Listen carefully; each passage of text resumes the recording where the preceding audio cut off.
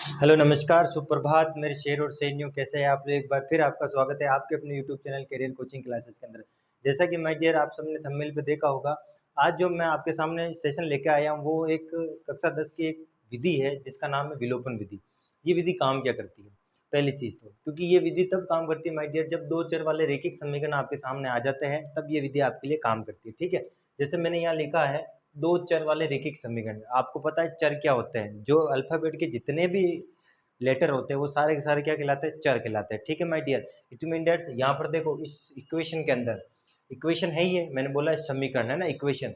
तो यहाँ पर एक्स और वाई दो चर है ना, दो वेरिएबल है, दो वेरिएबल है और इस वेरिएबल के द्वारा अपन इस विधि के द्वारा इन वेरिएबलों को अपन सरल करते हैं।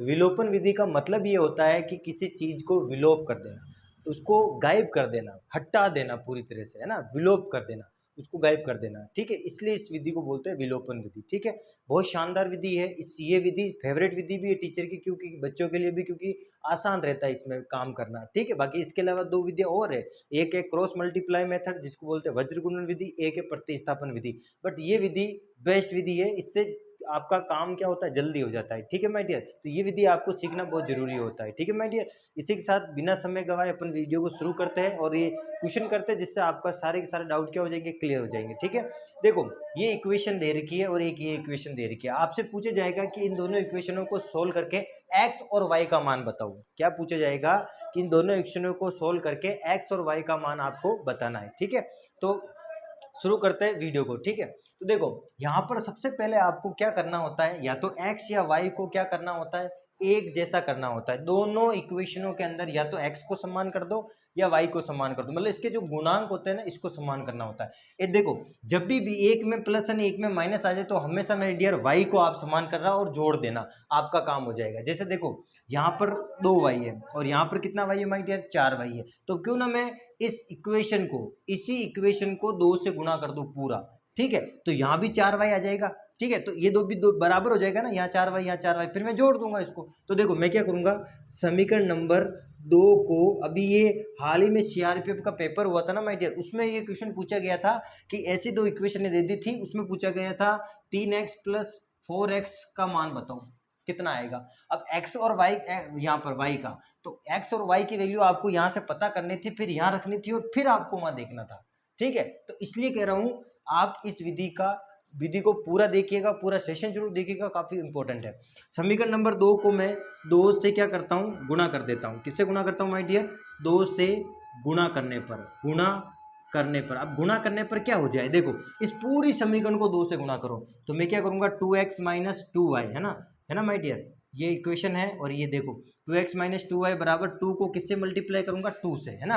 तो करो 2 2 जा 4x माइनस यहाँ भी 4y इज इक्वल टू, यहाँ इक्वल में कितना आ जाएगा, 4 आ जाएगा। इसको दे दो इक्वेशन नंबर थर्ड।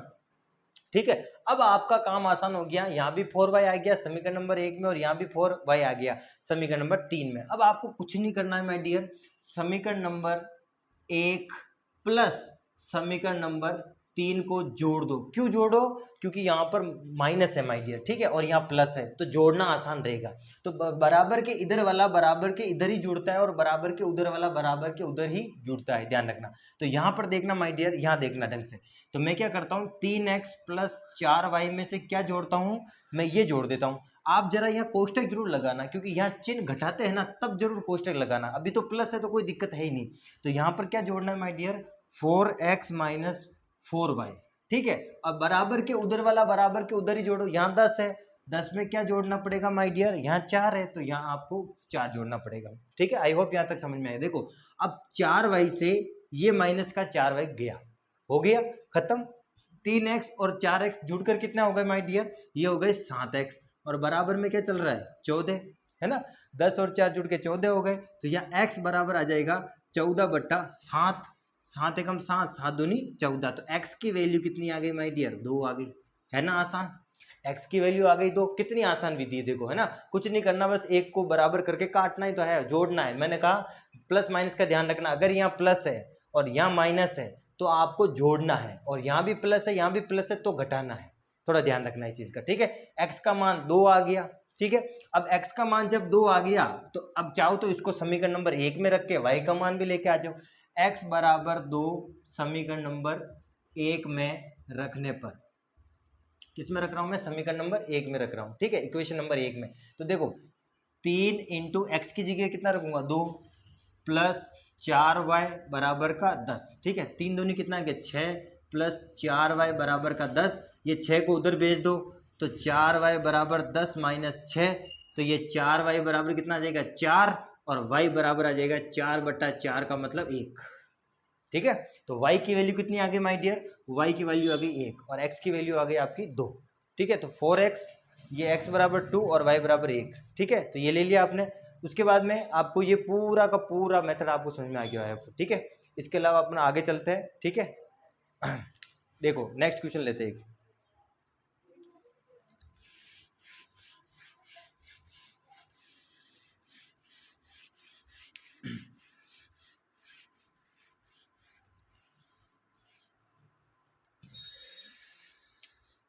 एक इक्वेशन और लेते हैं, फिर उसको सोल्व करते हैं। 2x plus 3y is equal to 8 और 5x plus 4y is equal to 13, equation number 1 and equation number 2, ठीक है। ये 2 इक्वेशन है, इन टू इक्वेशन के अंदर क्या करना है अपने को, सबसे पहले अब देखो यहाँ इक्वेशन में क्या आ गया, एड प्लस आ गया और यहाँ भी प्लस आ गया, तो इसमें आपको घटाना होगा, समीकरण नंबर 1 में समीकरण नंबर 2 घटाना होगा। देखो सबसे पहले मेरे लिए आसान क्या होगा, अगर यहाँ भी मैं 10 कर लूँ और यहाँ भी 10 कर लूँ तो सही रहेगा मेरे लिए। तो इस समीकरण नंबर 1 को क्या करूँगा, समीकरण नंबर 1 को मैं किससे गुना कर दूँ, समीकरण नंबर 1 को 5 से, है ना, और समीकरण नंबर 2 को 2 से गुना कर दूँ, ठीक है। तो यहाँ पर क्या हो जाएगा मेरा x और x सेम हो जाएगा, ठीक है। तो इसको मैं किससे गुना कर रहा हूँ 5 से, और इसको किससे गुना कर रहा हूँ 2 से, करो पूरी समीकरण को। तो ये हो जाएगा 10x प्लस 5 3 जा कितना हो जाएगा 15y इज इक्वल टू 8 5 जा 14, इसको दो समीकरण नंबर 3, इसका मल्टीप्लाई करो 2 5 जा कितना हो जाएगा 10x प्लस यह आ जाएगा 8y इज इक्वल टू 13 2 जा 26, यह आ जाएगा समीकरण नंबर 4। अब ये वाली इक्वेशन आपके काम आएगी, ठीक है। अब देखो इसमें देखो क्या करना होगा, समीकरण नंबर 3 में से बड़ा कौन है 40 है और छोटा कौन है 26, तो 3 में से 4 को घटा दो क्योंकि दोनों जगह एडिशन का चिन्ह है, ठीक है। तो यहाँ पर मैं क्या करता हूँ, इक्वेशन नंबर 3 में से इक्वेशन नंबर 4 को घटा देता हूँ, ये माइनस कर लिया मैंने, है ना। तो आपको पता है इक्वल के इधर वाला इक्वल के इधर ही माइनस होता है। तो यहाँ पर देखो क्या करूँगा मैं, 10x प्लस का 15y, इसमें से क्या घटाऊंगा, कोष्टक लगाना पड़ेगा यहाँ पर, है ना, ये घटाऊंगा, क्या घटाऊंगा 10x प्लस का 8y, ठीक है, और बराबर में देखो 14 में से क्या कम कम होगा, 14 में से 26 कम होगा, ठीक है। अब यहाँ पर देखो 10x प्लस का 15y, यहाँ माइनस को गुणा करो अंदर से, तो माइनस का 10x और ये भी प्लस माइनस माइनस का 8y इज इक्वल टू 14 में से 26 लेस गया तो कितना बचेगा 40 बचेगा, 14, है ना, 14 बचेगा ना, 14 में से 26 गया तो 14 बचेगा, 10x से ये 10x गया, कितना बचेगा 15y माइनस 8y बराबर का कितना चल रहा है 14, अब 15 में से 8 गया तो 7y बराबर आ जाएगा 14, तो y का मान आ जाएगा 14/7, इसका मतलब 2। तो y की वैल्यू कितनी आ गई माय डियर, y बराबर आ गया 2, ठीक है, आसान है, y बराबर 2 आ गया। तो अब x का मान भी निकाल दोगे, x का मान कहाँ कैसे निकलेगा, यहाँ पर देखो x का मान यहाँ से निकलेगा, अच्छा समीकरण नंबर 1 में रख दो, है ना, x का मान, तो क्या देखें y का मान, y बराबर 2, इक्वेशन नंबर 1 में क्या करेंगे पुट करेंगे, पुटअप करने पर, पुटअप करते हैं इक्वेशन नंबर 1 में, तो 2x प्लस 3y, तो यहाँ पर y की जगह रख दूंगा मैं 2 इज इक्वल टू 8, है ना, तो 2x प्लस 3 2 जा 6 इज इक्वल टू 8, तो यह आ जाएगा 2x, ये 6 उधर जाएगा तो 8 माइनस 6, तो ये आ जाएगा 2x बराबर 8 में 6 किया 2, तो x की वैल्यू आ जाएगी 2/2, इसका मतलब 1, तो x की वैल्यू कितनी आ गई 1, वो उसमें दोनों में वैल्यू सेम सेम आ रही थी, है ना, उसमें भी 2 आ रहा था, इसमें 1 आ रहा था, उसमें भी 2 आ रहा है, इसमें भी 1 आ रहा है, ठीक है। आई होप ये वाला आपको पसंद आया होगा। और अब इसके बाद में आपको एक मैं HW दे देता हूँ, ठीक है, HW यहाँ दे देता हूँ मैं आपको, 2 इक्वेशन दे रहा हूँ उसको सरल करने का यहाँ दे रहा हूँ मैं ना,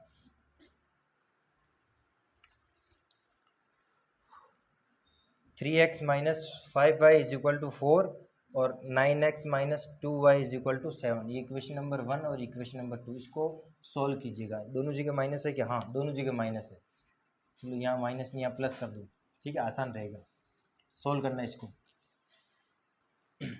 ठीक है।